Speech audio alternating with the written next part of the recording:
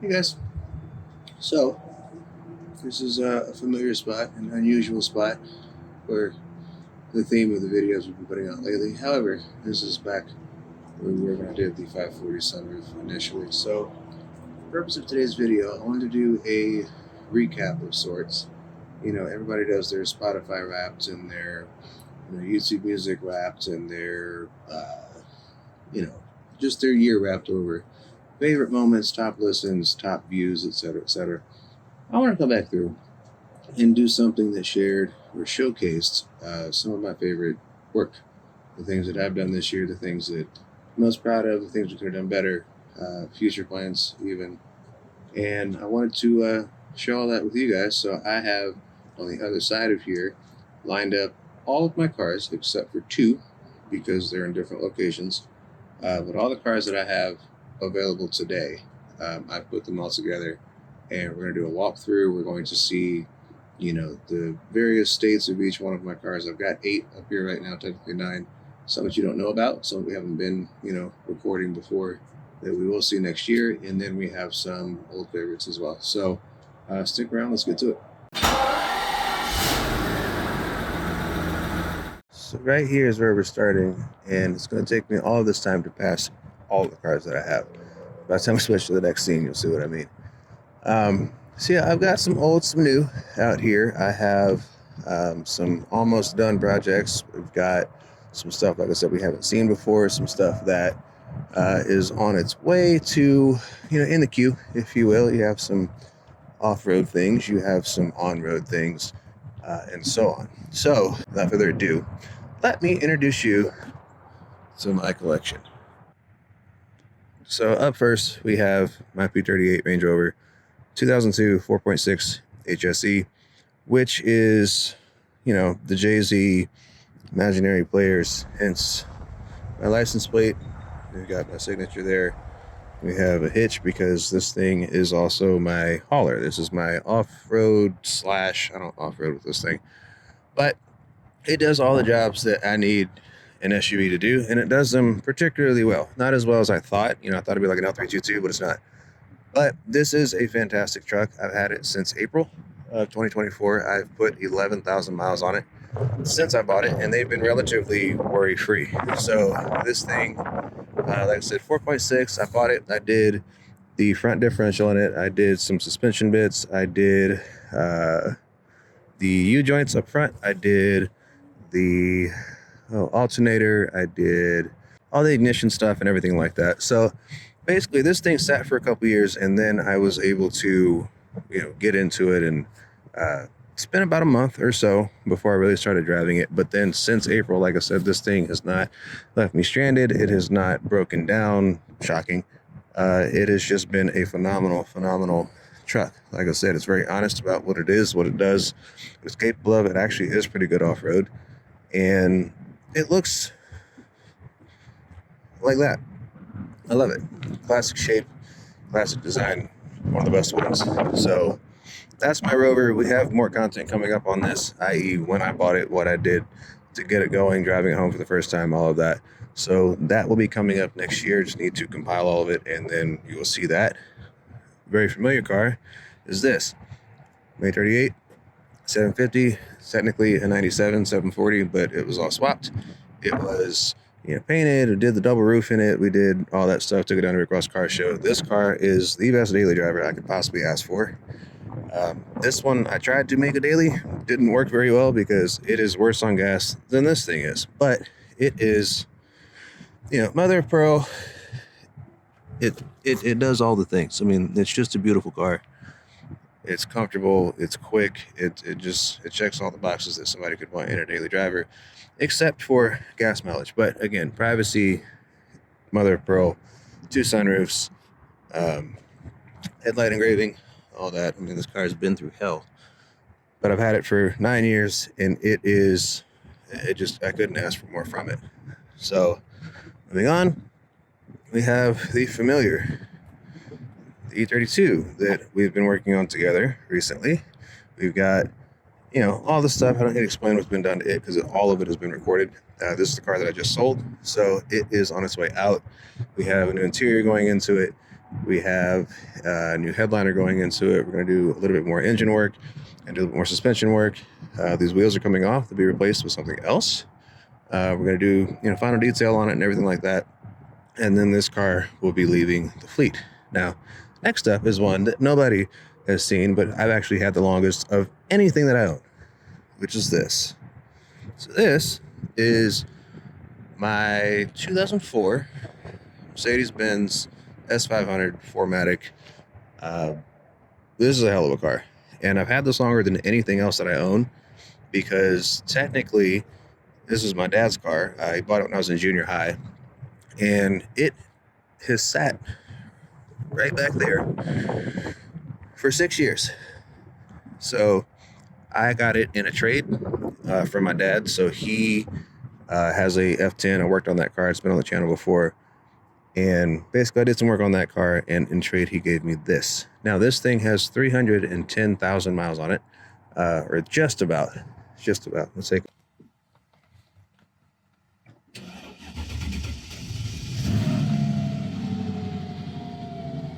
This car is fantastic. Again, you can't read anything, but it says 309,000 miles on it. The smoke is from me. But it fires up just like that every single time. Even after it's been sitting, all that, it is just, it runs great. It's quick, it's 4MATIC, you know, black on black. It's full of shit right now because I've been working on it, but I love this car and I grew up in it. So 309, we'll call it that. But this car, for its age, 2004, 20 years old, 309,000 miles on it. It cleans up beautifully. I've actually done some cosmetic work on it already, where I did correction and ceramic on these two panels when I first got it out last year. I just didn't keep doing anything with it because it needed some underside stuff. I mean, it's got soft closed doors on all four corners. Oh. And hydraulic trunk. This car has practically every option that you could throw at it in 2004, minus a V12, reclining rear seats, and a refrigerator. Everything else it has, cooled, heated cooled seats. It's got, you know, all the shades. It's got the Distronic up front. It has AMG kit. Obviously, these wheels are not the ones that came on it. It had later ones on it. These came from an earlier S55. But I needed wheels to move it from where it was because I sold the ones that were on it. And so the wheels for my SO, which we'll get to in a minute, ended up going on here. I'm going to get new wheels for that. These will stay for now. So, yeah, this thing has the headlights that do the look around thing that they all do. It has some body work that's been done. Part of it was my fault, part of it not. This right here was Walmart's fault, where the car was taken there for some reason and the wheel bolts fell out and the wheel came off. Jack covers are out because I'm working on it. It's got peeling clear coat back here because when I was like 16, I ran into this part and he ended up having to spray the quarter, blend it, which is what that spot is.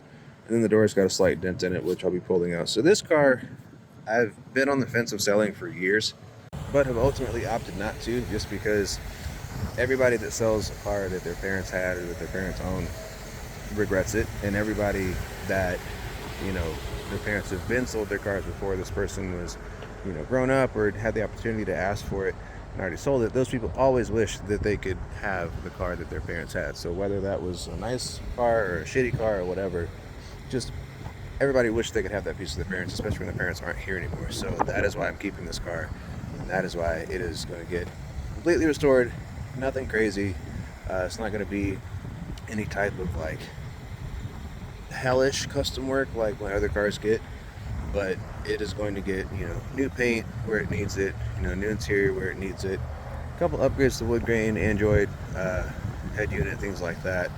Just maintain it and continue to drive it. This car has so many miles on it that the fact that it starts up like that and runs like that every single time you turn the key, why get rid of it? Moving on. Familiar face, but hasn't been seen in a while. VSL. Now, since I bought this car and I did the first videos on it, I have actually swapped out every body panel except that door. But the lower door has been replaced. The fenders, top, bottom have been replaced. Bumper's been replaced. The trunk's been replaced. The top came from a parts car that was also that color. Door was replaced, fender, all that. So the front bumper and the driver's door, only thing original on here next to the quarter panels. Something else happened to the SL last year, where it was backed into at the shop that it was at, and that is why we have that, which has completely changed the trajectory of where this car is actually going to go and how it's going to turn out. Because at first it was just, I bought a parts car to do all the, swap the panels out that were good. I wouldn't have to paint anything except the quarters across there, do some blending. But then that happened. So it's still true that I could just do that. However, I got to think about this. As I've told you guys, I have a sentimental attachment to this one as well. These two cars are relevant to the same person, which is my grandfather. So keeping that for that reason, keeping that for that reason. This car, I haven't really ever been able to get it to run right, except for recently, because I finally replaced the ECU that's in it. So the interior is still black, still halfway apart, honestly, because again, it's not a priority car. But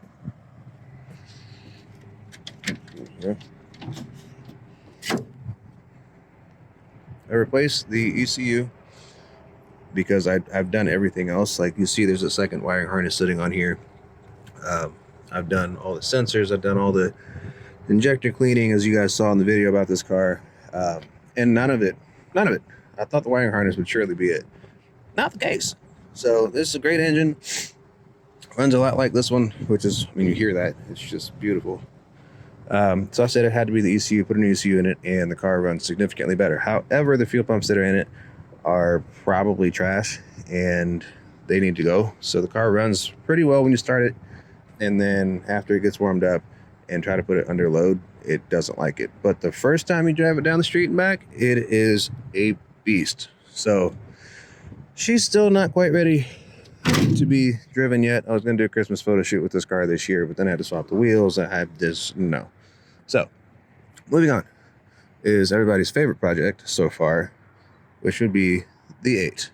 Now the 8, as you see, is getting body work done to it. We did the roof on this car first.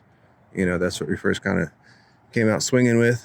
And then the last piece of content that you guys saw was the V12 letters, which are not in because I drove it. It's fine, they're there. This is one of the biggest concerns with the 8 right now. It's a pretty major, not major-ish, but I got to pull all these out with the stud puller. We're going to get that straightened out. I don't want to use very much filler on this car at all, but that's going to be done come springtime. And then I've been inspecting it because this car was painted before I bought it, hence all the stuff happening, but this paint set for 6 years. But over here, I highly doubt I'll be able to show them on camera, but right there's some spots. It's like sanding scratches or like mud or something like that, which means that this quarter panel also has some stuff going on with it, and we're gonna have to figure that out. So that's fun. But the roof has not been wired yet. I know how it needs to be done, I just haven't done it. Now, the other thing I wanted to show you guys in this video was a sneak peek of what's going on, and you can kind of see it through the glass right there. I'm not going to say much more than that. However, what I will show you is this. So that is not a normal E31 door panel, as you may pick up. All of this wood was done by hand. This is legitimate, true, real, grown out of the ground African rosewood that's in this car. And I don't know if you can tell by the direction of it, but it is at a 55-degree angle, as Rolls-Royce interiors are with the Dawn and like the Wraith and I believe the Spectre, like all those cars.